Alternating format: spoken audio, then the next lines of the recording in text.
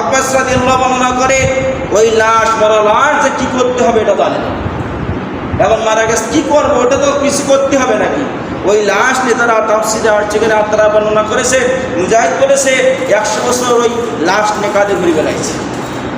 কিন্তু মালিক এবং আব্বাস বলেছে 1 বছর ওই হাবিলের লাশ নিয়ে কাবিল ঘুরে বেড়াইছে। তখন আল্লাহ রাব্বুল আলামিন 2টো কাক পাঠাই দিলেন। কী পাঠাই দিলেন? 2টা কাক পাঠাই দিলে, পাঠানোর পরে বর্ণনায় আসছে কাক দুটো মারামারি করতে গিয়ে একজন মারা গেছে। তখন ওই কাক কী করলো, ঠোঁট দিয়ে গর্ত করে একটা কাককে মাটি দিল। তখন কাবিল বলল, আমি কি নির্বোধ, এটা পাখি মারা গেছে, মাটি করে কবর দিলাম, আমি 100 বছর ধরে ঘুরছি, 1 বছর ধরে আমার মাথায় বুদ্ধি আসলো না। এখন তাই করে হাবিলকে মাটি দিল। তারপরে আদম আলাইহিস সালাম যখন মক্কা থেকে যখন আসলেন, পিতার সাথে যখন বললেন, পিতা 100 বছর হাসিনি। আদম আলাইহিস সালাম হাবিলের সঙ্গে 100 বছর হাসিনি, তার ঠোঁটে হাসি বের হয়ে যায়। তাহলে কুরবানির ইতিহাস এবং কাবিলের যখন এই হলো, আল্লাহ রাব্বুল আলামিন কাবিলের দুনিয়ায় শাস্তি দিলেন। দুনিয়ায় হত্যা করার কারণে কাবিলকে দুনিয়ায় শাস্তি দিলে বর্ণনায় আসছে কাবিলের 2 পা একত্রিত হয়ে গেল।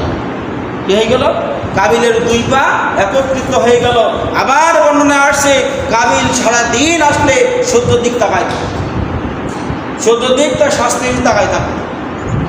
তখন আল্লাহ রাব্বুল আলামিন যখন আদম আলাইহিস সালামের সন্তান যখন জোড়ায় জোড়ায় জন্মগ্রহণ করলেন, হাবিল যখন দুনিয়া থেকে বিদায় নিয়ে চলে গেলেন, আল্লাহ রাব্বুল আলামিন আদম আলাইহিস সালামের হওয়ার গর্ভে আবার একটা সন্তান দান করবে।